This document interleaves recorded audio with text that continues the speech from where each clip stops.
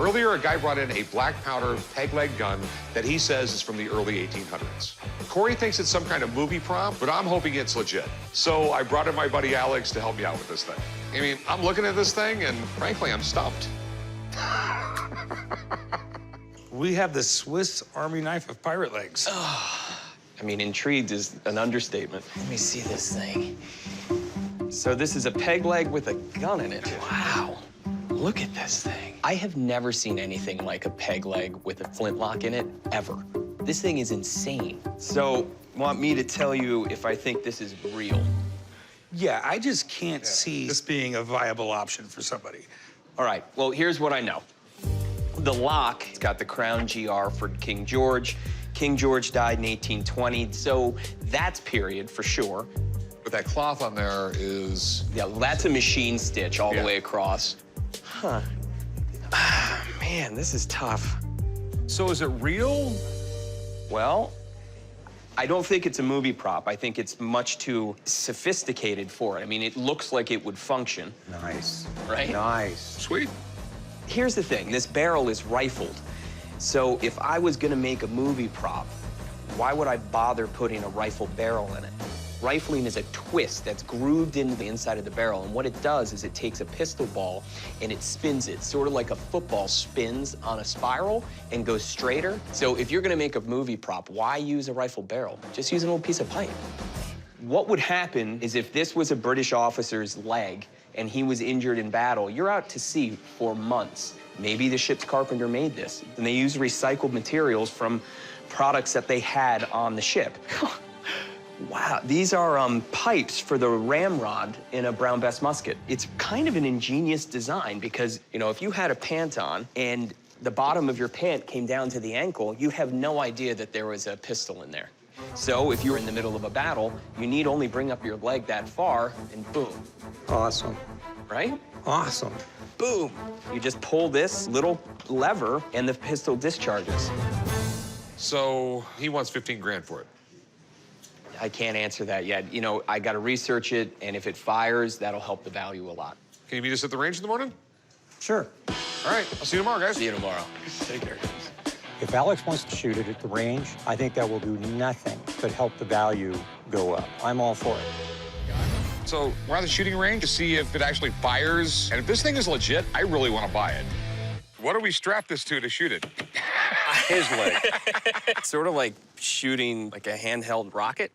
It's kind of big and cumbersome, but we'll see if it works. All right. I chose some targets, some cantaloupes, because this is a close-range weapon. There's no way to aim this. You just sort of point in the general direction and pull the lever and hope for the best. Load up the leg. I'm being conservative with this gun because I don't want an accident to happen. I'm using a little bit of powder and a smaller ball. Little pressure, less of an accident. Lots of pressure, big accident. So I'm going little. All right, here we go. You ready? All right.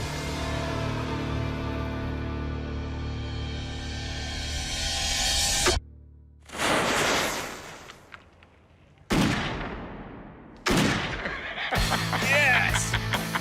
Got a hit. Went right through it. It fires. Yes. Now I've done my job, and it's between Rick and the cellar.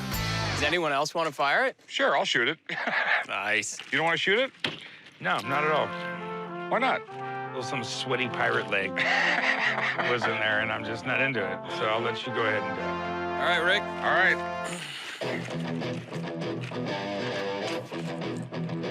All right. Ready? Here we go.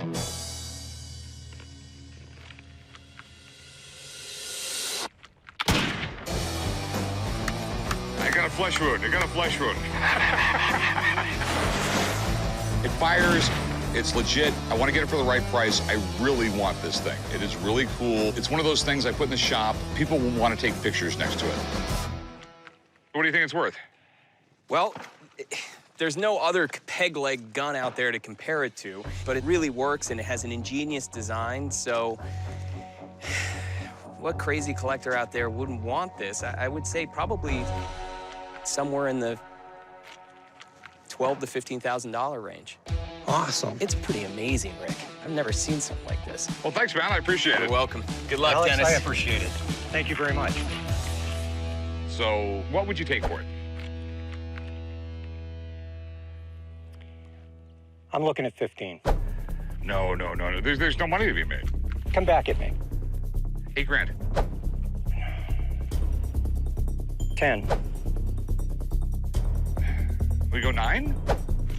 This is a thing that looks great in the showcase. I think I might be able to find some crazy guy to give me a lot of money for it, but it's going to sit around for a long time. Call it 9.5.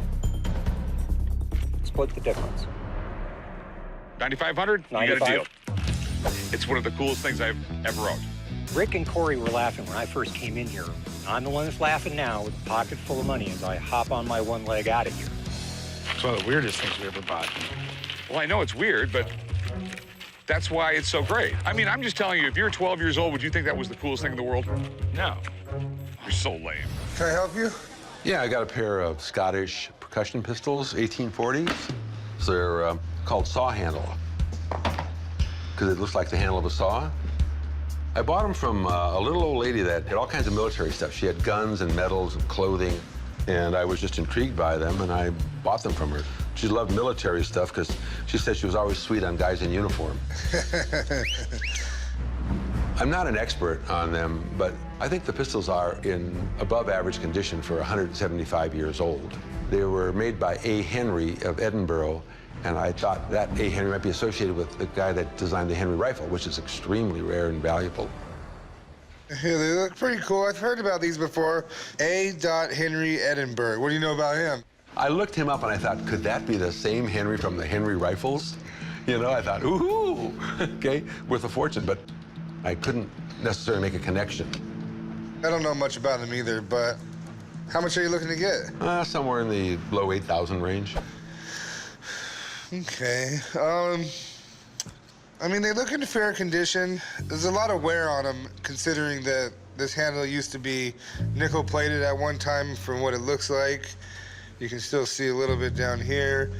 And the barrels have rust and even pitting, and you got a dent right here. Well, it's a patina of age. I wouldn't call rust patina. You bought an old car with rust on it, would you call it patina? It's a pretty thick barrel. I doubt that rust goes all the way through. Well, unfortunately, I don't know, and No, I don't know either. I'm gonna have to call my gun expert, Alex, down to see what he thinks. Okay. Hopefully you have enough time to hang out for a little while Sure. until he gets here. That'd be great, thank you. I want Chum to call in an expert on the guns because it's difficult to get information on them. So I'm hoping that his answer will be close to my asking price. They're in pretty rough shape and they're old, but they seem like they might have some historical significance. So I called in Alex to help me figure out if I should buy them. Very nice. These are what we refer to as saw-handled pistols. What's interesting about these is the name on them. So that would be Alexander Henry, who had a shop in Edinburgh, Scotland. This is like the most famous gun maker during the Victorian era. So it looks like it's the same Henry. You were concerned about that. Yeah, Yeah, that's... I was hoping for that. So what kind of value do you put on these? Well, the condition of them really drags the value down. When these were made, this thing looked like a bar of silver. What brings the value back up is Alexander Henry's name. That's a nice pedigree for this. So at auction, the way they are today, 5,000 to 6,000. Okay. All right, well, that's what I needed to hear. All right, good luck, Bill. Thank you. So are you still interested in selling them? Depends what we negotiate on price. Well, how much would you like to get for them? I'd probably settle for 42.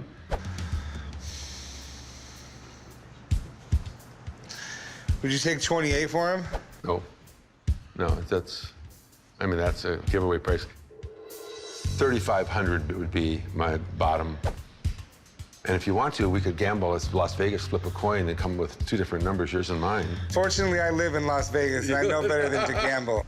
I'll tell you what, I can do 33, but I can't go a dime higher. They're cool guns. I do want to get them. I want to make a deal with you. And I think I'm pushing it at 33, but I'm hoping that could work for all of us. 33.50. What's $50 amongst new acquaintances? That's the same question I would ask you.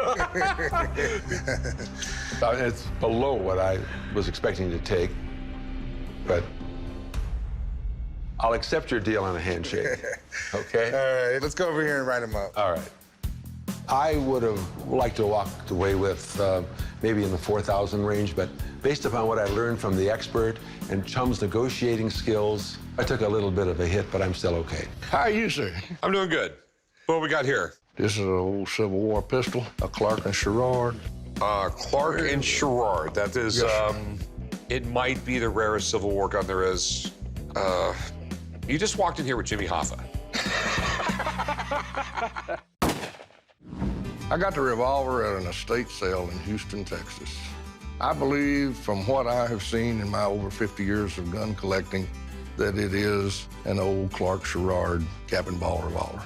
I'll be happy with $40,000. I know these folks have got to make a living, and I got a good price on it at the auction. You know how rare these are. There's like just a handful of these in the world. Absolutely. There's one at the Gettysburg Museum, but it exploded during the battle. Well, the story is that the state of Texas gave Clark and Sherrard thousands of dollars to start making their version of a Colt Dragoon. And they were having lots and lots of troubles with the guns. They didn't get delivered, and the whole operation more or less fell apart and folded, and then one of the partners went in and took some of the parts, put them back together, and sold off a few of the guns. And for every Clark and Sherrard real gun, there's like 1,000 fakes. Okay, and makes sense. I don't know if there's a bad fake where the casting came out terrible right here. Was there any paperwork or anything with this? No, sir, but the fact that this one has no rifling leads me to believe that it was one of the ones that was put together from those parts like you're talking about. If this thing is real, it's one of the coolest things that's ever walked in here. I'm like in awe of this thing right now, but they're so rare, I have my doubts. You understand why? It's just, I can you see basically where just you're walked in here with the Holy Grail. So, how much you want for this thing? There's been several of them. There's ones that sold at a big auction house, and it went for like 60, 70,000, something like that. And I'd be happy with 40,000. You've literally walked in here and told me, you know, when you go to France, to the Louvre, and you see the Mona Lisa, well, that one's fake. I got the real one right here. I got the real one. So, I'm gonna go make a phone call, get someone down here. I'm not even beginning to figure out if this thing's real or fake. I just don't know enough about it. So let me call a friend who will know something about it, okay? Okay. All right, I'll be right back. I've had a few gun shops look at it. Everybody thinks it's real. I think it's real. This thing is sort of like a time machine. They don't exist. I'm hoping that the expert is going to finally be able to clear it up and authenticate the piece. These are so rare, saying it's like the Mona Lisa is not an understatement. I've never seen one outside a museum, so I've never actually touched one. Can I touch it? Absolutely. Wow. There's 11 known to exist. 4 have this etching, this design. The last one came to market that was etched, and it was almost $80,000. Okay. The serial numbers of the etched ones were in the hundreds and 200 range. This is in the range of the known etched guns, which is really good. The problem is, from the ones that I know that exist and the ones I've been able to research, the serial number font does not match this. It doesn't mean that the gun is fake. It does mean that the serial numbers are. Thanks, man. Yeah. Thank you very much, sir. Thank you very much. Very knowledgeable. It could be legitimate, but the serial numbers have been tampered with. And once that happens, you're not going to spend $80,000. Most collectors won't spend anything because they're too afraid to lose their investment. I love stuff like this. I love crazy, weird history. But we're 99% sure someone's tampered with that serial number. It's going to be too difficult for me to sell. I mean, when someone walks to my shop, I give a guarantee on every single thing I sell, and I can't do it on this. Good luck, dude. That's all I can tell you. What do we got here? It's an 18th century flintlock pistol used around the Revolutionary War period. After they'd shoot something, and they'd flip it around and use this to smash somebody in the head. You actually make some of these with axes on the end of them. Yeah, isn't it cool? I'm here today to sell my 18th century Flintlock pistol. I consider myself an amateur collector. This is the oldest one I've ever bought, and it's got a lot of history to it. I think it's a really good gun. So why are you trying to get rid of it? Well, my wife is kind of pushing me for it. I love this gun. It's like been the cream of my my collection, and you know, it kills me to sell it. I don't want to sell it, but I either got to get rid of the gun or the wife, and Well, man, some people would choose to get rid of the wife. I've had her a long time. She's paid off. Where'd you get it? I got it at a gun show. There was a seller there who had got it from a estate sale, and I was told that at the estate sale it'd been in the family for generations. So, you know, the seller had a lot of information about it, and if you look over here, they've got some of the markings that are indicative of something in that time period. So how much are you looking to get for it? I'd like to get $1,000 out of it. I think it's worth it. $1,000? It's not that it wouldn't be worth $1,000. It's, you know, I just don't know if it's real. I'd like to call in an expert. Okay. If it is real, then I can definitely take it, and we can probably work out a deal. No problem. All right, deal. I gotta make sure it's real. Before I make a deal, I gotta call somebody and find out. Hey, Sean, how's it going? Hey, Corey. Good to see you again. What I love about the Antique Arms and Armor is just being able to connect it with our history and just knowing that, gosh, you know, there was a British officer that held this flintlock pistol, and then now I'm holding it 300 years later. So this is yours, Jim? Yeah. And what do you know about it? Well, I got it at a gun show, and, you know, the seller had bought it from an estate sale, and it'd been in the family for generations, and I was fortunate enough to get it. Okay, and did he represent it as, you know, authentic, and did it come with any paperwork or provenance or anything like that? He did tell me it was authentic. Okay. And it did, but there was no paperwork with it. Okay. So he didn't have it. You know, it's a state sale. So. Mind if I have a look? And Please. Well, this form of flintlock pistol was made by the British military in between the years about 1790 and 1820. It's a smoothbore barrel with a range of about 20 to 30 feet. And, you know, it wasn't rifled, so your accuracy was not so good. What do you think it's worth? If it's authentic and, you know, to the period, anywhere between $1,500 and $2,500. To kind of give you an idea of the standards of condition, you would expect to see all the metal heavily pitted. This one, you can tell what the markings are. There's no, you know, apparent major pitting or damage or deterioration to, you know, the metal or the wood. So I would classify this as a very good defined condition. Okay. Unfortunately, just right off the bat, I know that this is, unfortunately, a reproduction.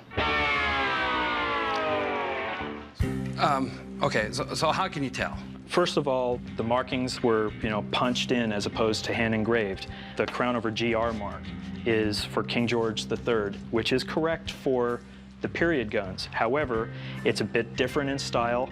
It's not hand engraved. You would have certain markings on the barrel that were proof marks from the Tower of London. There's just nothing about this gun that is of the period. You're sure? 100% positive. It looks the period, and it looks like it has age, but it's all artificial. So how much is this thing worth? Its value would be about $75 to $100. You know, I paid $800 for this. I'm sorry you got burned. Yeah, so, okay, maybe the thing is a fake. Yeah, man, unfortunately, this happens a lot. I mean, you gotta have something saying that it's real. I feel bad for the guy. I mean, I wouldn't want to lose that kind of money either. But I mean, he should have got the paperwork. Sorry. Oh, boy. My wife was pissed when I bought this gun. Now she's really gonna kill me. How you guys doing today? Oh, pretty good. What do we got here? Looks like silverware. Nope, not silverware. That is pretty damn cool. This is a breech-loading pistol. Do you mind?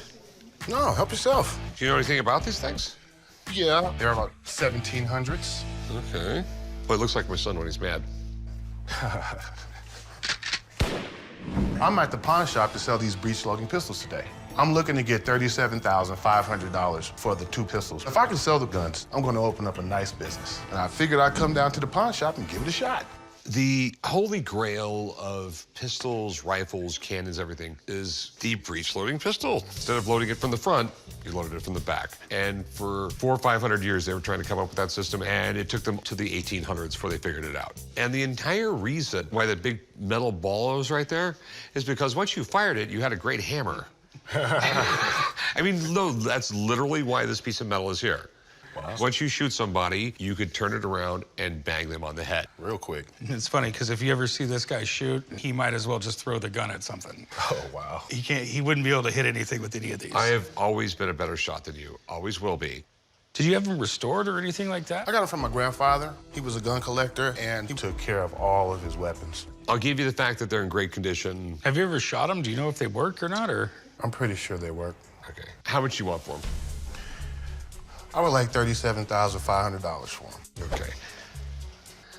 Let me get someone to look at them. I mean, the whole breech loading thing makes them, like, incredibly rare. Whether that makes them incredibly valuable, I don't know. I mean, you have a lot going on with all this silver inlay and metal work, and there's a lot of weird stuff here. So let me give someone a call, okay? Absolutely. I'm good with that.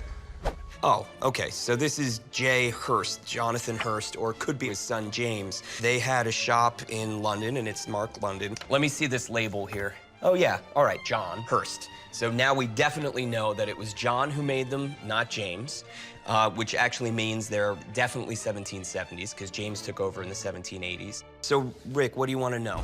How much are they worth? It's hard for me to answer. There was a pair at auction for about $40,000, so it would be in that range. Do these things actually work? Well, if we could possibly fire them, which would be amazing, and they work, they're gonna be worth a lot more than if they don't. I'm not comfortable putting a price on it till I know. Is that something we could do? Absolutely, you can fire them. That'd be fun. That'd be great. All right, Alex, I'll meet you out there, man. There's no point in my dad coming. And why would that be? You're a horrible shot. I don't know why you continue to say that when you know I can shoot better than you. There are two pistols. I could load both of them. You could each have a shot, and then we'd know who's a better shot. Yeah, we'll do that, just so I can deflate your ego just a wee bit. Thanks for showing up, guys. What are you guys doing here? Setting up a competition for you. All you gotta do is pop a balloon. All right, so load these things up so I can beat my son and maybe make a deal on these things and go home. All right. You're gonna need it, Rick. Good luck. And luck has nothing to do with it. If the breech-loading pistols work without exploding out of the back, your value's going up. All right, show them how it's done. Really? You couldn't hit it from there? I doubt you'll hit anything either. You ready? Yeah! Team Rick, baby. All right, so now it's 1-0. You win. Here you go. So what do you think they're worth? They shot great. The pistols are really well built. There was a similar pair about 3 years ago sold for $37,500 at auction. So I would value these at $35,000. Okay. Thanks, man. You're welcome. Thank you. That was fun. Thank you. All right, so what's your best price on them? Well, the appraiser said $35,000, so $35,000. Okay, man, I really like them. I think they're really super cool. This takes a very special customer. Maybe I can put them in auction. Maybe I get the same price. Maybe I can't. Auctions cost money. I would give you 20 grand for them. No, it's nowhere near enough. My grandfather gave them to me. $35,000 is my flat. I mean, that's your rock bottom price? Yeah, it's my rock bottom price. I was gonna sell them to start a business, so I need $35,000. If you're not gonna negotiate, I guess we're not gonna make a deal. I mean, 20 grand would be my tops. Sorry, I can't do 20,000. Well, it was fun shooting them. Yes, sir. All right, have a good one, man. If you change your mind, come down to the shop.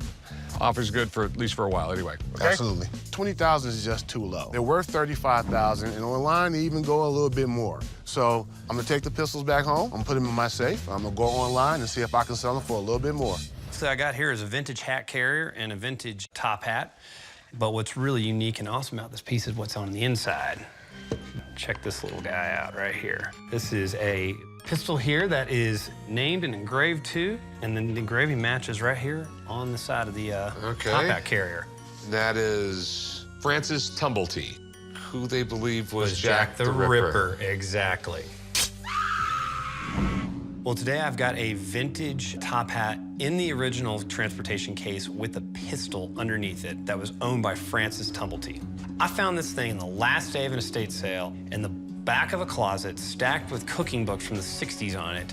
And I definitely think this thing is worth $15,000 or even more. I know Tumblety was from Ireland, went to the United States, became a U.S. citizen when he was a teenager, started claiming he was a doctor, had some surgery skills, and had a collection of uteruses in jars. God, man. He got in trouble, had to leave, and went to England, and then they suspected him of being Jack the Ripper, arrested him on some other charges just so they could question him. Then he splits town, comes back to the United States. Yeah. The lead investigator said years later that he really thought this was the guy. How much you want for it? First off, tell me we can find another one. And in this kind of condition, everything here is just intact and prime. I'm thinking $15,000 on this piece. Where are you gonna find another one? Do you mind if I have someone take a look at all this stuff? Absolutely not, man. I'd like to get a little more information on this myself. I'm gonna go give someone a phone call, and I'll be right back. Cool. So here's what I know about Tumblety. He would dress, you know, in a really gaudy outfit. He'd ride a beautiful big horse, and he would sell fake medicine. So he actually made a lot of money. And this kind of thing, putting a silver plaque on a hat box that says Dr. Francis Tumblety, was really in line with him, and I'd love to see how that hat is done with the pistol. So this is a percussion cap box lock pistol with a turn-off barrel. The way this worked is you'd turn off this barrel, you put the powder into the chamber, you'd put a pistol ball on top, and you'd screw it down, and the ball is so tight that it'll hold the powder in place. So it was just one shot.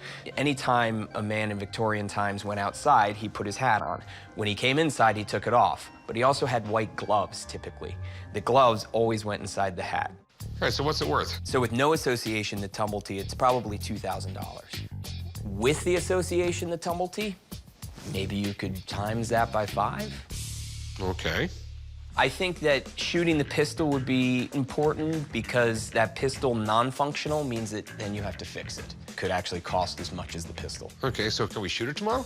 Absolutely. That's great. I didn't think that was gonna happen. Yeah, let's totally go shoot this thing. Oh, we're gonna have to do this right. Oh, here we go. All right, here we go. Good luck there, Oddjob. Nice. Got it right below that number 3. It's obviously got issues. I think that's just poor accuracy to me. Okay, is the hat distracting you? You're a Victorian gentleman. I like it. So what do you think it's worth? If it were just this pistol and just the hat, it would be worth about $2,000.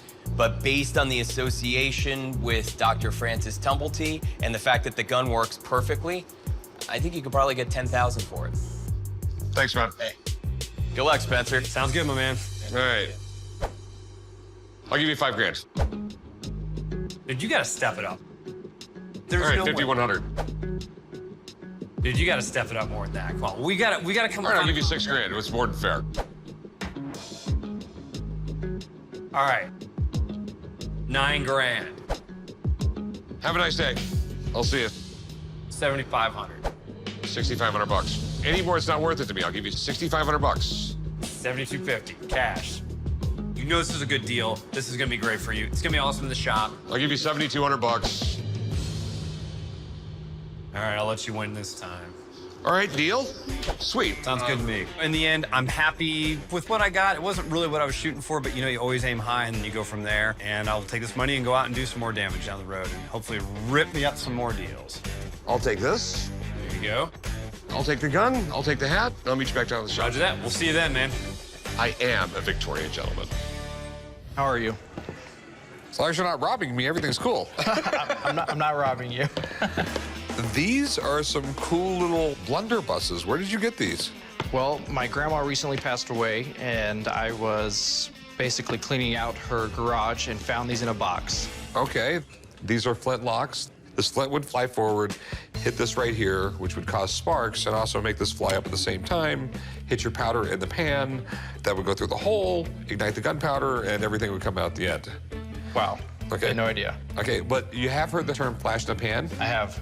So when this came forward and hit this, sometimes just your powder would ignite and your gun wouldn't go off, and that was a flash in the pan. Okay. I'm here at the pawn shop today to sell the 2 guns that I found in my grandma's garage. We were cleaning out the garage. There was a box there. I dug around through it, and there they were. I'm selling the guns today for $6,000. They look Middle Eastern, Ottoman Empire, something like that. You know, Middle Eastern guns were a lot more show than other countries. You know, I mean, they put a lot more importance in decorating the guns than actually using them. What did you want to do with them? I'd like to sell them. Okay. And do you have any idea what you want for them? A fair price that I thought would be right around $6,000. Okay. So your guess is right around as good as mine. Guns from the Middle East, it's very difficult to date them. Even if there was their name, I can't read Farsi or Arabic. So do you mind if I have someone come in and help me out a little bit with them? I don't. He just knows more about them than I do. Okay. So if you don't mind hanging out a few minutes, I'll get him down here. We'll look at him, and maybe we can do something. Okay. I'll be right back. I'm really excited they're calling an expert in. I think these guns are really valuable. If I get the full $6,000, I'm going to take my girlfriend to Jamaica. They're called DAG, D-A-G. DAG Flintlock blunderbusses. These were in vogue from about 1750 to about 1820. That's when they were being made, but they were still being used up until about 1900. Okay. You know, the flintlocks that they were manufacturing in the region, and this is all the Middle Eastern region, from the Barbary Coast to what is now known as Turkey, were guns that were brought in from Europe, and then they copied them. And then they kind of came up with their own form, and this is indicative of that area. These Middle Eastern weapons, they're usually highly decorated and embellished. And it even goes back to the time of the Crusades. There's been record accounts of the Christians being able to see the Ottoman soldiers approaching because the sun was reflecting off of all the gold and silver decoration of their armor and their weapons. Same thing holds true to these. There's an issue, okay? If you look down this barrel, what do you see wrong? That it's not welded. If you were to load black powder in this and actually attempt to fire it, this would peel open and explode in your hand. And the reason for it, see those open fissures in the metal? When this was being formed, they never welded the seam so it wouldn't come apart. This is death waiting to happen. This one was actually made just to be intended to be hung on the wall as a cool thing. Okay, what are they worth?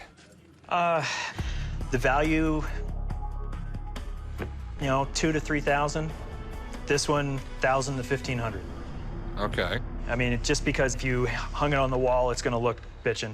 Okay, thanks, man. Absolutely, Rick. Take care, good luck.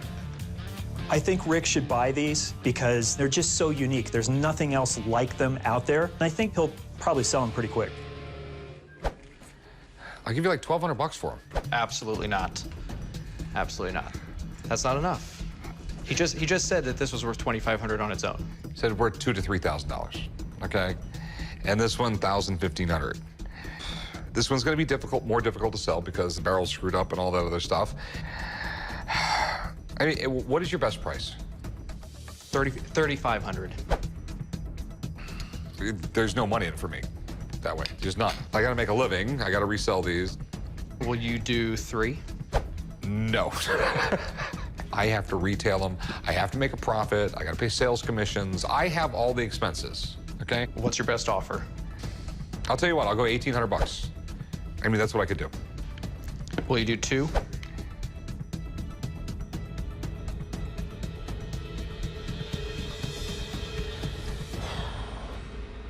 I'm gonna regret this, but we'll do it. I'll meet you right over there and I'll write you up, okay? Deal. Well, if I would have gotten the $6,000, we would have been going to Jamaica, but I guess we're going to Cleveland instead. So what exactly is this? This is an original Nepalese Bira gun. I can honestly say I've never actually seen one of these, but it's pretty amazing. I think there are probably less than 25 around. You can ask my wife and kids. I always have something to say, but I'm a little speechless at the moment. I'm a gun collector, and I work in the firearms industry, and this Bira gun fell into my lap, and it was an opportunity that I just couldn't pass up. I'm asking for $30,000, which I think is a fair price. Does it work? I've been told it works. So you haven't fired it? I have not fired this. Can I open it up? Sure.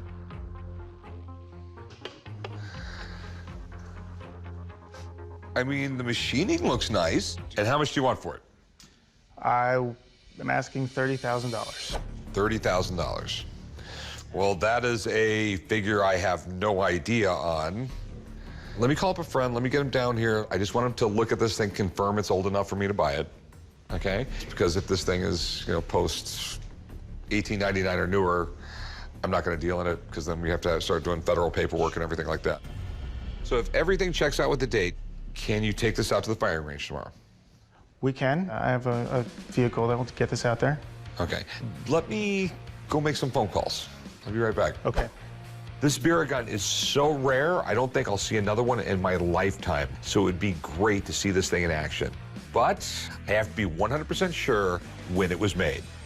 So I called in the guy with all the answers, Mark Hall Patton. This is nice.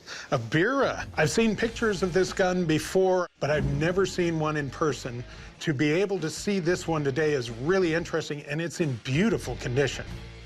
This is an amazing piece. What's your concerns on this? So this was definitely made in 1896 or 97. If it's after 1898, I can't buy it legally. Yes, they were only made in 1896 and 1897. All right, sweet. Those are the only 2 years that they were produced, so they're completely legal to own. This fires only with each crank. Cool. Are you planning on shooting this? Yeah, we're gonna take it out the firing range in the morning and meet up with Alex. Want to come? Yeah. You mind? Yeah, no problem. Oh, I'd love to see this thing shot. I will get some guys to help you load this. I'll greatly appreciate that. All right, no problem. It weighs about 1,100 pounds. So we're out in the desert. I got Alex, my gun expert, coming out to tell me what this thing is worth, and we're gonna shoot the Bira gun. Look at this, the Bira gun. The Nepalese, a man named Gahendra, was able to smuggle in an American Gardner gun out of England into Nepal, and he attempted to reverse engineer the American Gardner gun, and it became the Bira gun. But he made some radical changes. I mean, the most notable change is that Pan magazine. Now, this Pan magazine holds 120 rounds of this ammunition, which I brought today. This is a Martini Henry ammunition. Look at the size of that round. It is tremendously unique, and I have never seen one fire. Who's first? That's why I'm here. Okay, you're the guinea pig. Yeah. I'm stepping back. All righty. Nice. Nice.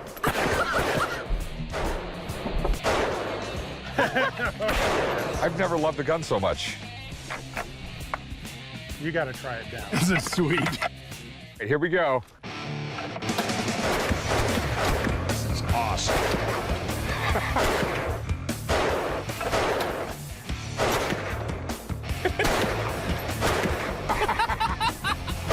Nice. Right on target. This thing is absolutely great. This gun is awesome. I mean, really, it's that cool. It looks really, really steampunk. It looks really neat. It looks really weird.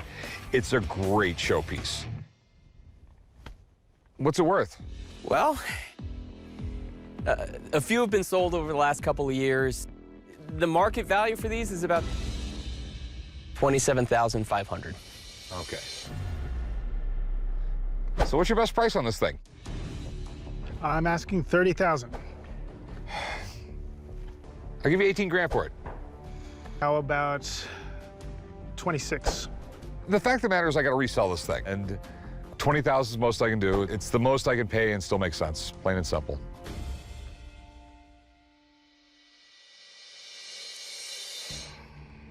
I can do 20,000. All right, sweet. I am like a kid in a candy store. This is like one of the coolest guns I've ever bought in my life. I just have to test it a few more times. What do you have here? I have a pair of brass duckfoot pistols. Oh, wow, those are pretty cool. These are volley pistols that were made for a British naval officer in the 18th century. You mind if I grab one? Go right ahead. I see why they call them a duckfoot. Looks like a little duckfoot. It does. Swimming through the water. Even though I'm not supposed to deal with high-priced items, these guns are some of the coolest things that I've seen coming into the shop. I can't let this guy walk. It's time to prove to Rick he's not the only one that can wheel and deal. What do you want to do with them? I'd like to sell them. Okay, how much are you looking to get for them? I'm interested. I'm asking $50,000. 50,000? I mean, it could be possible if you let me take these to the gun range and fire them. I'm fine with that. I'd like to fire him, too. All right, well, you got time today? I'm free all afternoon. All right, we'll meet out at the gun range in, say, about an hour and a half. Okay, that sounds good to me. All right, I'll write the address down. I'll be right back. Okay. I think once we get out on the range and he actually fires them, I think we're gonna make a deal. Well, you guys look really busy. Oh, I was waiting for you to get back, actually. I gotta take the rest of the day out of the shop, but I'm still gonna be working. What are you gonna do? I'm about to go purchase a gun, duck-foot pistol. I need to go make sure it works. I told the guy to meet me at the range. And how much are you gonna buy this for? Well, he said 50, but he was just throwing $50? 1,000, but he was just throwing Okay, that number out I'm definitely there. going with you then. No, I got it. Trust I'm going with you. Don't Dude, worry I about got this. Trust me. I will meet you guys out there. I was more or less forced to come out to the gun range because Chum set up a time to meet him at the range and test him out. I asked Alex to come down to meet us because I needed a second opinion because I unequivocally do not trust Chum. So what do we got here? I have a pristine pair of duck's foot pistols. Whoa. Well, those are cool. Wow. Check that out. Wow, Chum, you actually didn't screw this up. Told you. The real term for this is a volley pistol. And the reason they designed this, though, it was for crowd control. So any time that you might have a mass of people trying to get you, you would want a volley pistol in your hand. Oh, wow. Now look, you guys see that mark? Has a V and there's a crown over it? Yeah. Those are British proof marks. Basically, they passed a law because they didn't want gun makers making bad guns that would blow up and kill people who were firing them. So in England, any time you made a gun, you had to submit it to the proof house. They would put 3 times the amount of powder in it that it was supposed to be able to handle. If it didn't blow up, they stamped it with a V with a crown, means viewed. So each of these barrels is viewed. That's a really good sign. Sweet. Okay, so it's all right with you if we shoot him? Yes, go right ahead. All right, we'll load him up. All right, Chum. That is cocked and ready to fire. Corey? Chum, you're first.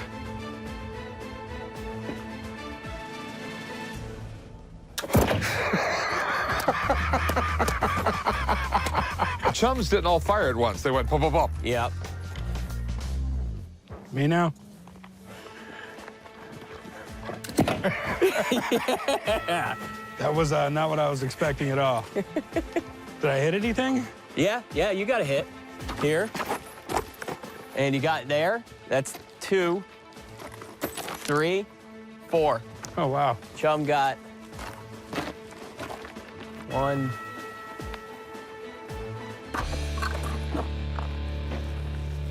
You hit 4 barrels and you shot the target once. What? So, I mean, I know they're cool, but what are they worth? They're the real deal. They're rare, they're really early by a known maker, and they fire. These are not inexpensive pistols. I value them at $45,000. Okay, well, man, I really appreciate you coming down. You're welcome. Thank you. Good luck. Nice to meet you. Thank you. There's a huge market for duck's foot pistols. I do think it's worth for the shop to purchase them because they're never going to see a pair like this again. So what are you looking to get out of them? I was looking for 50,000. You know I can't pay that. I'm more in the $20,000 range. Can you come down a little bit, or?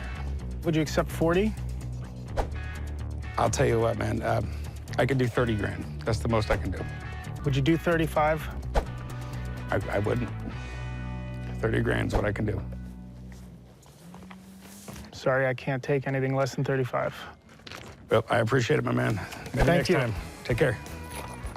I wasn't able to make a deal today with the volley pistols, but, you know, I think that I'm gonna have to fend off a whole crowd of buyers once I get them back out there.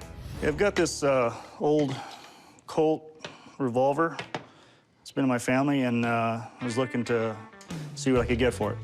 You got the rifle butt with it. Yeah, it came with this. It's unusual and it's rare. I mean, I've read about them. I've seen them in books. I've never really seen the rifle butt in person.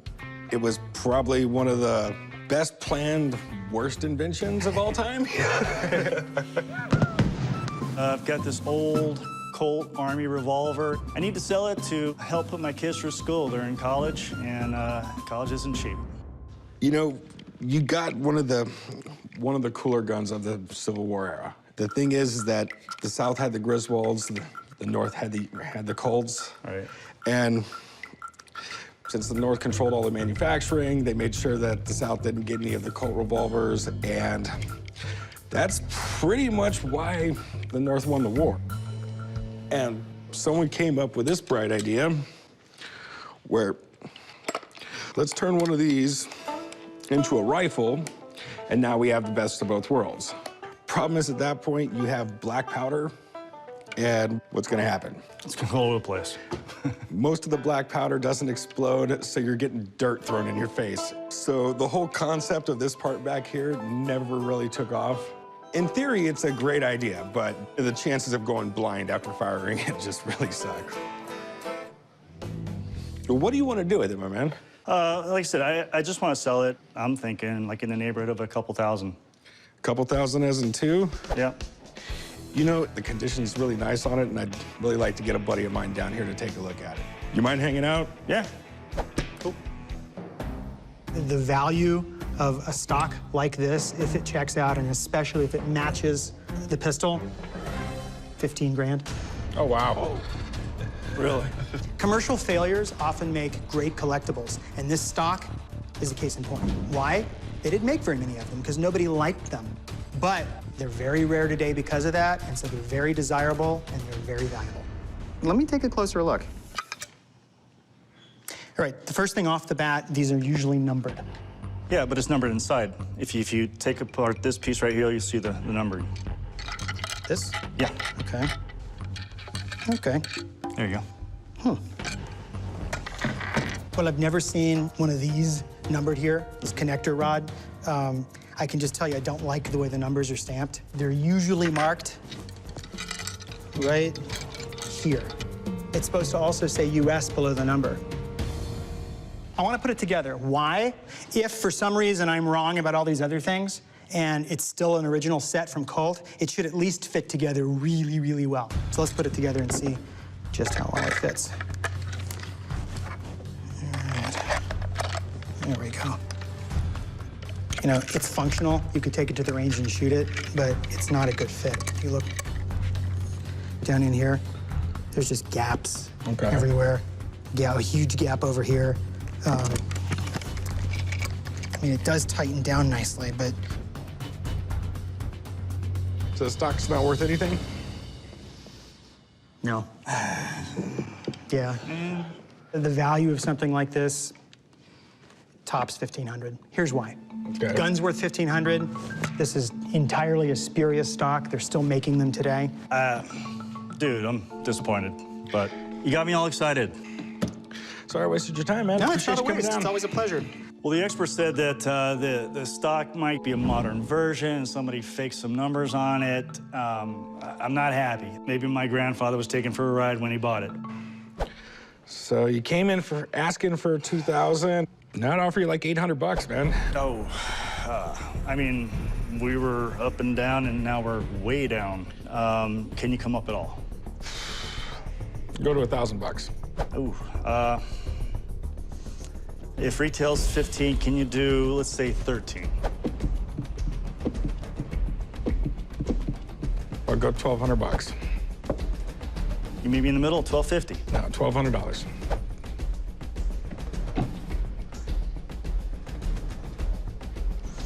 All right, guess still deal. Cool. All right, man. You got your ID on you? Let's do some paperwork. Yep. First, I came in, and I'm thinking it's worth $2,000. Then I hear $15,000, and now we're down to less than $2,000. I'm going up and down and up and down, and right now I'm just wheeling from it. I can't believe that this happened. Hey, how's it going? How you doing? What do we have here? I was hoping you could help me out with that one. Did you do the amazing restoration on it? I did not. It looks like 1700s, early 1800s Flintlock that someone thought it would be a good idea to vomit on.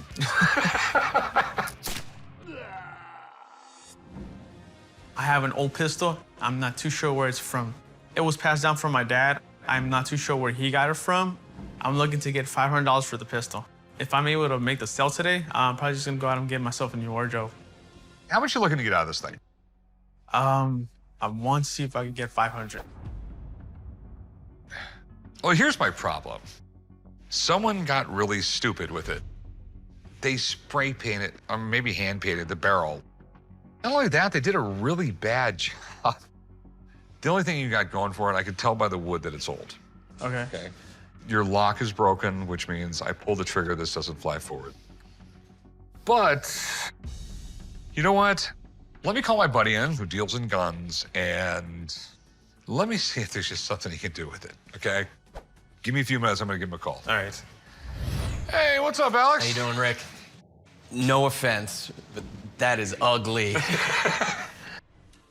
So, a Flintlock pistol, one good thing is it's got what we would call like a grotesque mask on the butt. That's actually a good sign. The paint job is terrible. It's definitely hand painted. You can see all of it on the wood here. The stuff that's gold should be brass, and I can just see that little bit of brass peeping through, so that's good. The stuff that's silver should be steel, and... That's destroyed, yeah. I think probably the mainspring, that's what would give this tension, is either gone or broken. So is there any collector value for this thing? So you can see all this detail in inlay in the wood here is actually quite high quality. Unfortunately, the paint is so thick on the lock that usually these locks would have the gun maker name on it. And from that, we could immediately tell about when it was made, where it was made. But based on some of the styles of it and its length, I think it's Dutch, probably 1720 or 30. I think you could probably restore this to be a pretty valuable gun. So how much would you charge me to restore it? I think it would be about $1,000. Once we restore it, if I can get it functional, I think it's at least $3,000. Okay. All right, thanks, man. I'll let you know if I get it. Good luck. So, I will give you $150 and relieve you of your problem. Would you do $250? I'll give you $200. It's risky buying this. I mean, I don't know what I'm buying.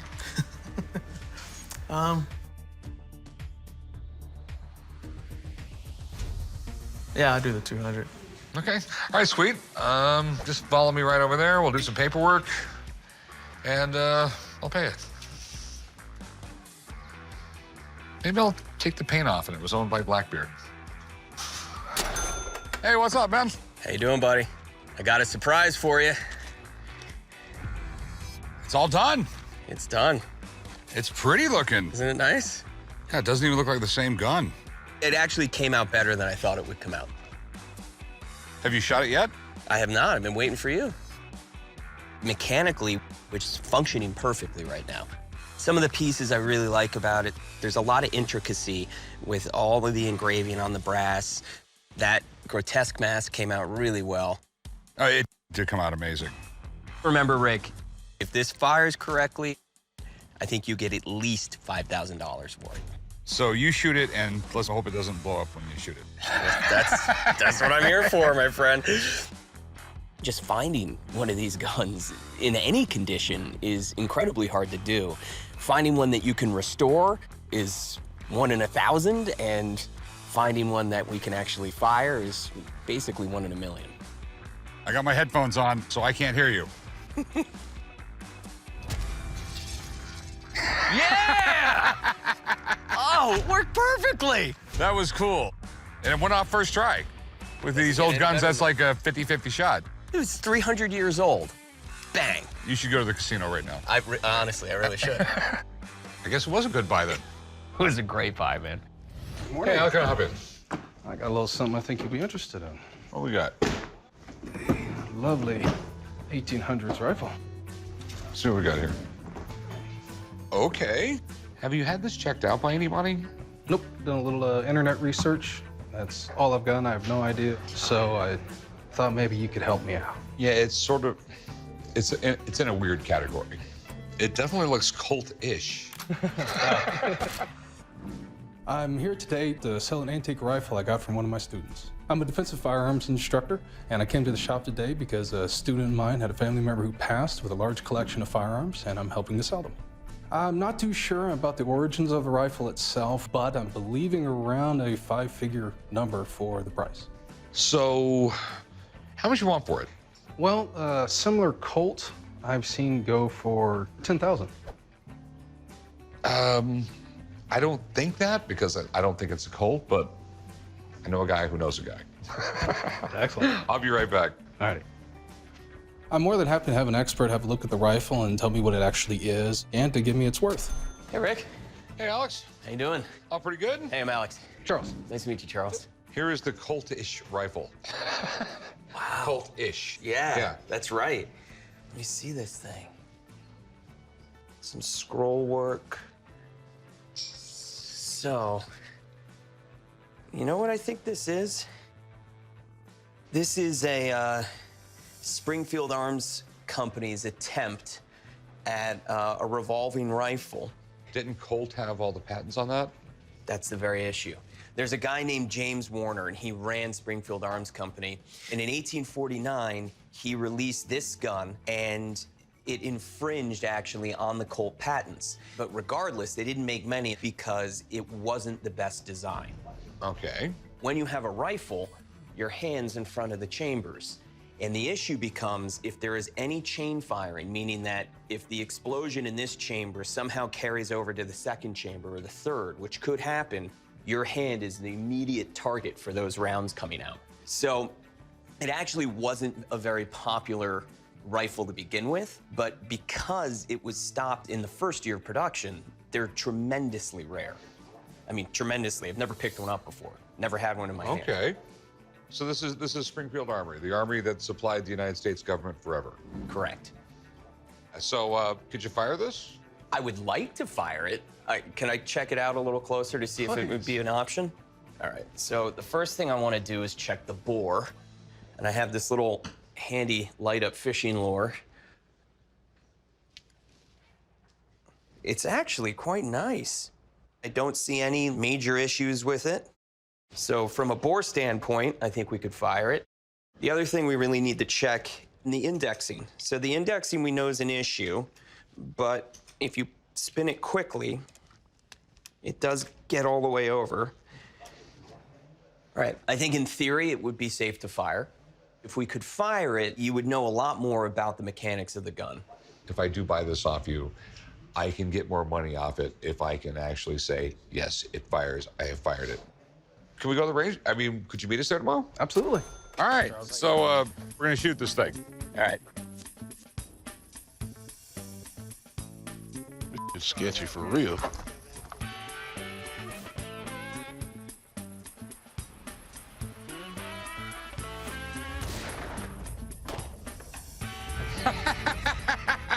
What do you think it would sell for? I mean, they're never on the market. It's a $20,000 gun. Okay, well, thanks, man. All right. So, yeah, 10 grand, no problem. Well, how about we start at 20? Well, I gotta put it in an auction. They charge fees, everything else like that. So, I mean, what's your best price? Well, how about 17,000? I'm thinking more like 12. Would you do 15? I'll tell you what, I'll do 14,000. All right, I can do 14. 14,000, that's a deal, man. Okay, you take the gun, and I'll meet you back at the pawn shop, and we'll do a bunch of paperwork, and I'll get you paid. Awesome. Okay? And I'll grab all of Alex's stuff. He just left here for me to clean up after him. I'm very happy that I was able to make a deal with Rick today for even more than I was expecting, and I'm happy that it will find a good home. Now, where in the hell did they go? Hey, how can I help you? I'd like to try and sell this Colt revolver. This is cool. Do you know much about it? I know it's an old piece. I want to say 1800s. This is a very early Colt single-action army. This is 1870s, and everyone wanted them. And they also had the world's greatest advertising campaign. God made all men, and Colt made them all equal. The Colt single-action army really was just incredibly revolutionary. I mean, this was the most high-tech thing around in the 1870s. Before this, it was, you've seen the old movies, them, you know, packing the guns with gunpowder and putting a ball in this. This had cartridges. This was super accurate. This had interchangeable parts. This shot straight, it didn't break. I mean, it was just a high quality gun. And this is an incredible set of grips. You have a Federal Eagle here. You have the shield, the lances. These were twice as much money as any other comparable gun to them. This is the dream gun of every Colt collector. If you have ever seen a Western, you've seen this gun. I want this thing, I want this thing, I want this thing. But I have to make sure everything checks out. So where did you get this thing? I'm a bail bondsman, and somebody put it up for collateral, and they never paid off the bond, so they surrendered it. There's an appraisal on it. I took it in for $25,000. That's what they owe. That's what I'd like to get. Okay.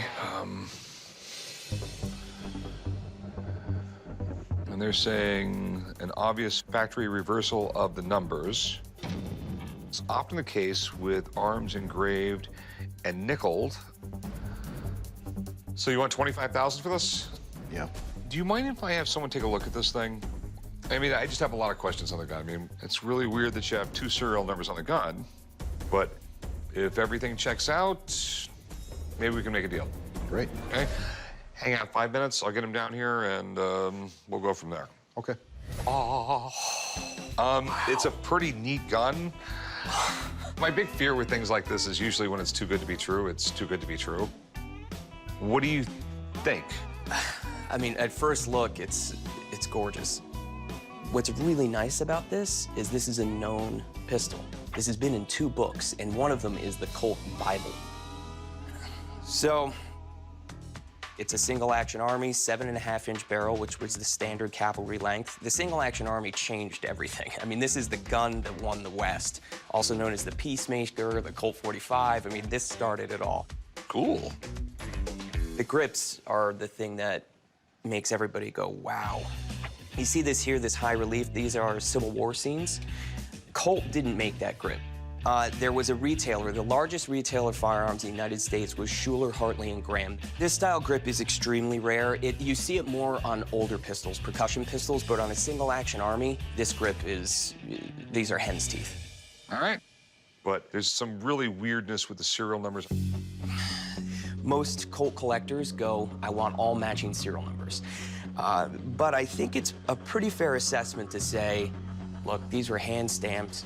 They were making them thousands and shipping them out, and that could just be a simple mistake. It could drive the value down a bit, but there's so much right about this beautiful gun that, you know, for me, I would still want it.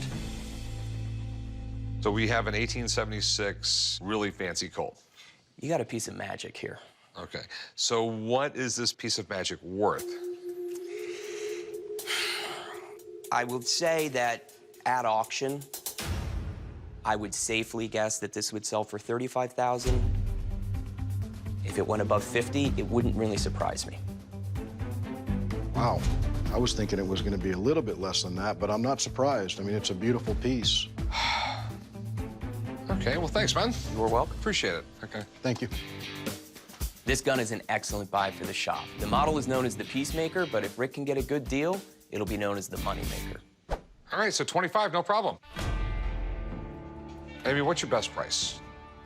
You give me $40,000, I walk out the door.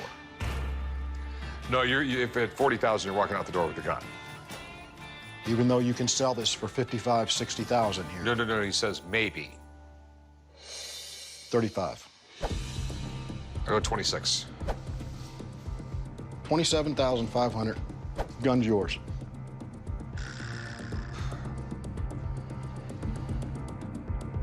We got a deal. Great. I'll meet you right over there. Honey, pack your bags, because I'm taking this 27,500, and I'm going to take the whole family on vacation. So earlier, a guy came in with a percussion revolving pistol. It looks like something that was probably built during the Civil War as an Army contract, maybe. But I'm just shooting from the hip there. I have no idea. So I've called in Alex because he'll actually know what he's talking about. These are cool. I know absolutely nothing about this. It's Civil War-ish. It's a pretty good guess. Yeah, it is Civil War-ish. It's a Savage and North figure 8 revolver. This is the model 1856, so it's pre-Civil War. Savage and North were based in Middletown, Connecticut. They did make revolvers for the Union Army and the Navy, and this was an attempt to create a rapid-fire revolver. It just looks like a terrible design to me. Well, it was radical for its time. It has a ring trigger here. When you pull the ring trigger back, it cocks it, and then the upper trigger will actually fire it. So you get a much faster rate of fire as you do that. And especially if you were on horseback, you wanted to be able to use one hand to fire it, not two, because the other had to hold onto the horse. Yeah. So here's the thing. There were so many variations of this type. This is actually the very first model, second variation. So what is the difference in the variation? So the very first model, they only made 10 of, and those are rare as hen's teeth. Wow. The second variation, this one, which was really just used for testing, they made less than 250. So the serial numbers for these are always on the grip frame. So to find that, I've got to take off the grip. Is that all right? Yeah, if you got the right tools. Sure. If it doesn't have it, it's going to impact the price and not in a good way. Okay, so right here, you can see there's a serial number and it looks like it's 29. So that's a good thing. That means it's the 29th first model, second variation they ever made. So overall, it's a really nice, rare gun. It's definitely desirable. How much are you asking for it? I was thinking around 10,000. Frankly, that's a little on the high end. Okay. It's certainly a valuable pistol. The one thing that I think, if you're really considering purchasing this, that we should do is to try to fire it. And the reason I say that is the collector's market for this is very strong just for what it is. However, if it can function and function properly, I think the range is not far off from what you were asking, depending on how it performs. Want to go to the shooting range? Just down the street? Let's do it. Yeah. Okay, well, you want to put it back together? I will put it back together.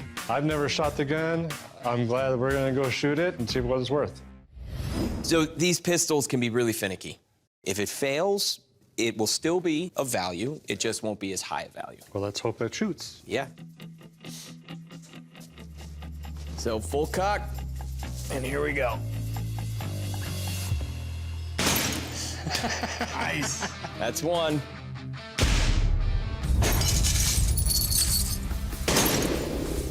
3. That's indexing okay. 4. 5. One more. 5 out of 6? It worked really well. The 6th guy would have probably killed you. Yeah. I wasn't too far away either, so. All right, so it works? Yeah, I would say it performed really well. You have a really fine example of an extremely rare pistol, an early serial number. So the top of the market for these, I know you wanted 10 grand, but 7,500 is really, I think, the limit, and I think this gets there. All right, well, thanks, man. All right. All Very right. nice to meet you. Meeting you. Okay. So, what do you want? How about 7? No, how about 4?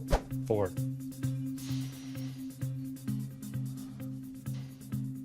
5. 4. It's a really cool gun. Eventually, I will get that number, but it will take a while. There's a very limited number of customers out there looking for this. Yeah. If it was a Colt, I'd pay you more. It'd sell quicker. Sure. I'll tell you what. I'll give you $4,100. 4,100 today?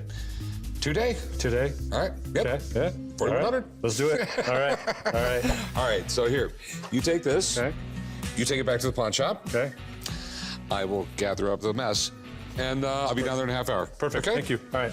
It's not the 10,000 I was asking for, but you know what? I'm gonna take this $4,100 and go get me a new truck. Hey, how's it going? Hey, what's up, man? How you doing? What do we got here? It's a Baker rifle. It's a hand-me-down from my grandpa. You mind if I take a look at it? Yeah, absolutely. All right. Ezekiel Baker, London. Gunmaker to His Majesty. Wow. And it's breech loading.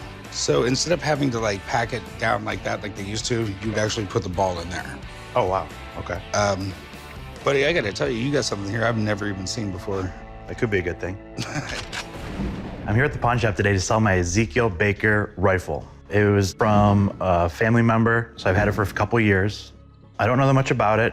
I know that it could be rare and hoping it's valuable. That's pretty cool. You know, Ezekiel Baker was really well known in the gun industry. He made guns late 1700s, early 1800s. Okay. He was really well known for like a lot of innovations and like weird stuff that he would do to guns that made them more modern. You know, this whole little mechanism here, I've never really seen before, especially with a Flintlock and stuff like that. It's pretty interesting to say the least. Okay. What are you looking to do with it? I want to sell it. Okay. Any idea what you think it might be worth? Because I truly have no idea. Yeah, I'm kind of thinking like $12,500. Like I said, I have no idea. Okay. Do you mind if I have a buddy of mine come down and take a look at it? That'd be great. This is awesome. That's a good sign, right? Holy. I hope so. Oh, yeah. This is crazy. Well, this is a one-of-a-kind piece. Oh, wow. And that's why I called you. So what can you tell me about it? So it's breech loading. I've never seen this little lever type device that Baker made. So my best guess is that this is probably some type of prototype or was a custom ordered gun. That's pretty cool. I have a slight concern about this lever. You see, it's really pretty loose. So firing it would be a good idea only because if this lever doesn't really work, then you have a cool gun and it's a prototype, but it's not really practical. So what's it worth if it fires? What's it worth if it doesn't? I think if it's non-functional, I think it's in the sort of 15,000 range. Oh, wow. I think if it functions and this thing can actually shoot and perform as it should and be reloadable, I would be very comfortable saying it's $25,000. So we gotta go shoot it. Do you mind meeting me out there tomorrow? It'd be really fun. Yeah, let's do that. All right, come with me. I'll give you the directions. And Alex, I'll meet you out there tomorrow. All right. Appreciate Cool. it. Thanks, man. Thank you. Appreciate it. So, we ready to fire this thing, or? Yeah, we're ready to go. So the first thing we do is we use this little lever. We insert the ball, push the lever forward. Now that ball rolls forward into a little chamber. And now, see, the ball is gone. So then I take the black powder, dump that into the little chamber, push it forward, and now it is loaded. Okay, eyes and ears.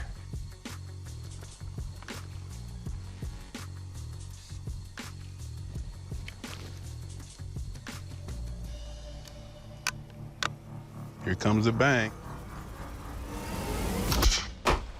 Woo!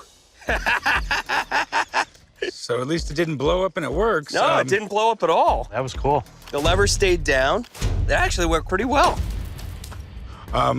So what are we thinking it's worth? I think based on the fact that it works as designed, you know, there's not another example out there. It's a prototype. It's super rare, Corey, and it's a really nice looking gun. I think you get $25,000 for it. Wow. Whoa. Okay, well, I appreciate it, man. Thanks a lot. Thank you very much. Good luck. Appreciate it. So, you still want $12,500 for it? Well, he said it's worth 25, so. Would you do 15? I know you gotta make some money. How about 22? How about 18? It's gonna be the most I can do. All right, I can do 18. All right, cool. Appreciate it. You wanna meet me back at my shop? I'll get you a check and get you paid, all right? Sounds good, thank you. Cool. I was super happy I was able to make a deal today. It wasn't the 25 grand that he said it was worth, but 18,000. Super happy. My wife's gonna be really happy. Dude, the guy's wearing a Rolex. I never thought he was gonna go that low. Hey, how's it going? Good. I got these crutches here that I wanted to kind of check out. They're not only crutches, they have like a pistol on them. Okay. How much you want for these things? Honestly, I have no clue. You're telling me information that like is blowing my mind right now. So I have no clue what they're worth. I have a buddy who will know all about this stuff. Okay. And if you give me 15, 20 minutes, I'll get him down here. Cool. Okay. All right. Don't touch them, Chum. Hey, guys. Hey, how's it doing? See you, man. So, it's not quite a peg leg gun. But it's pretty close. They're Flintlocks. They look late 18th, early 19th century, so I'm figuring it was an officer with a peg leg. Basically, he doesn't know anything about him and he won't admit it, but that's why we called you down here. Okay. Do you mind if I pick it up? Yeah, please. Yeah, help yourself. So, I'll just start with the pistols. They are Flintlock. Wow, that is so cool. So normally there'd be a side plate here, right, which holds the lock to the wood of a stock. They did away with the side plate and actually put in sort of little brass washers on each end, and you can see how the screw is designed. So they took the original screws, created brass washers, and just grafted them right into like it looks like an existing pair of crutches. So basically, you would have it here, it would be loaded, and you'd kind of bring it up and fire. That is so cool. So what do you think it's worth? Normally, I like to give you an immediate evaluation and a price. I'm not there with these. I'd really like to test fire them. Let's do it. Would you like Yeah, let's do it. All right. Let me get my phone. We'll change numbers and we'll get to the range. Okay. All right. That sounds good. Be right back. All right, thanks. Are we ready to fire these things? Yeah, I think we are. Are there any volunteers for firing them?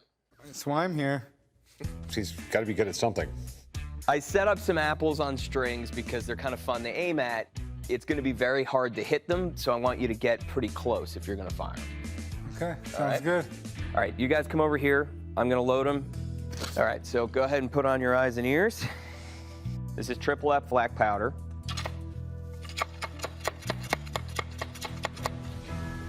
Okay. Okay, so this one's going to be ready. And that one's ready. All right, you ready, Chum? All right, Rick, I told you once, and I'll tell you again. I'm gonna need that raise.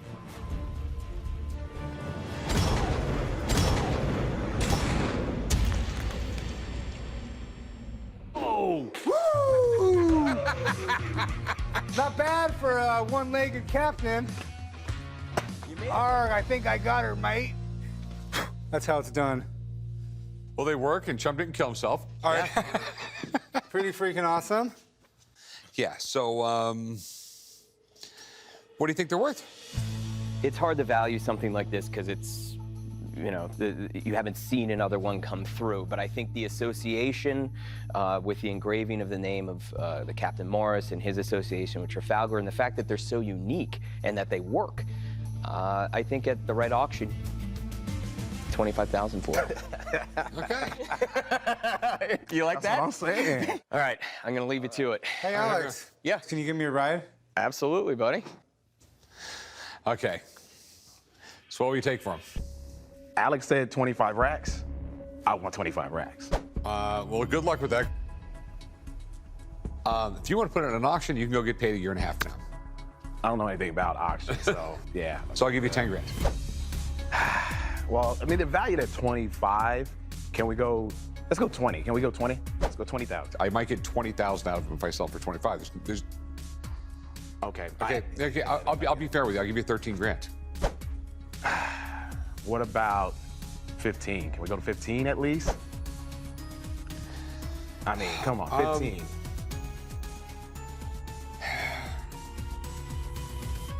You know what? There is always the possibility it could go for more than that at auction. I could do much better. So, you know what? I'll risk it at 15. Yeah, that sounds good. Thank you. Let's do it. So bring them down to the shop. We'll do some paperwork. I'll get you paid. Okay. This is pretty awesome.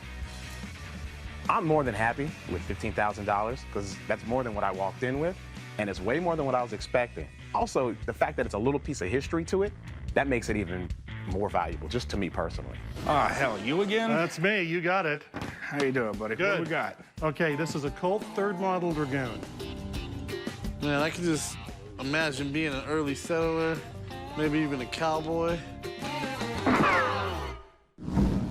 The condition of the gun overall is better than average. It's historically significant, and hopefully that means a lot of value. I keep coming back here because, hey, they bought a few guns for me. What can I say? You know, I can only buy new guns if I sell guns, so it works. It's a real interesting story when it comes to the gun itself. This is what made Colt successful. Pretty much every adventure he had before this failed. They came up with the Colt Walker. It was a .44 caliber, one of the most powerful handguns ever made up until the 1930s. The problem was the gun was so powerful, you put so much black powder in it that it would blow up the cylinder. So they had to redesign it, and they came up with the Dragoon.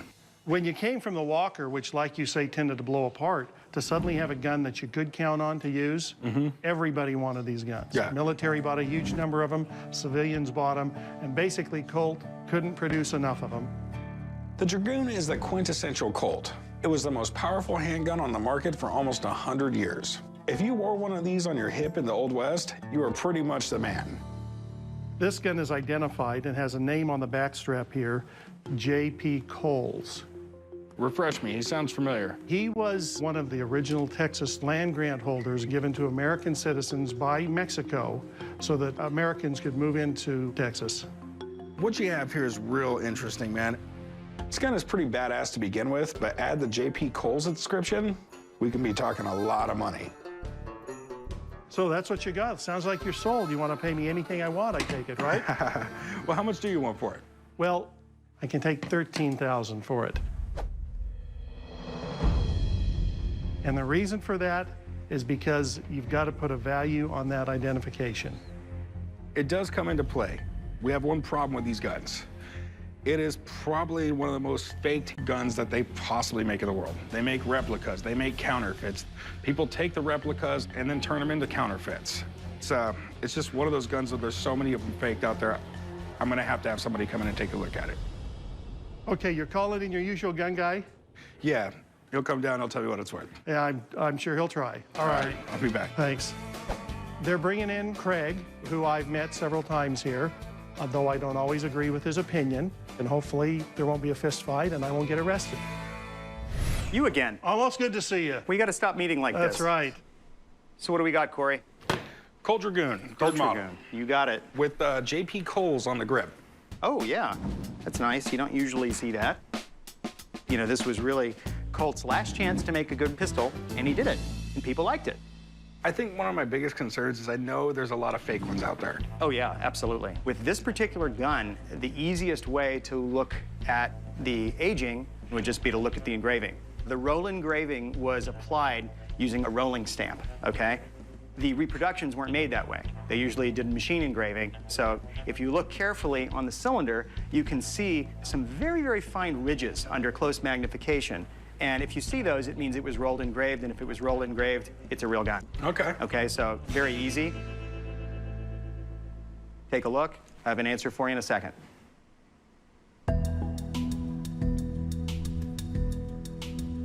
And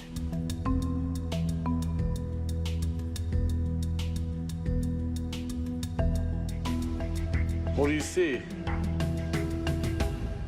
I like what I see. It's real. Okay. What do you think it's worth?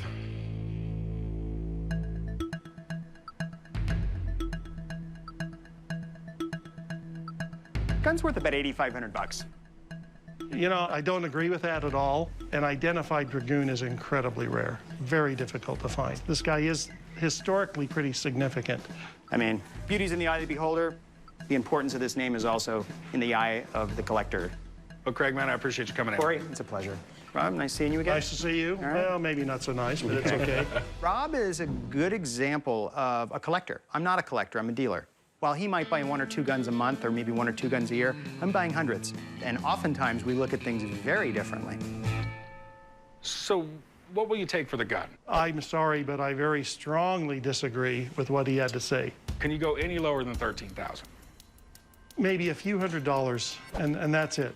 So you can't do $8,500? I can't do it. Even if you were a beautiful woman, I couldn't do it, so no. Could you go 9? And I can't even do 9. I'd go $12,400. $12,400.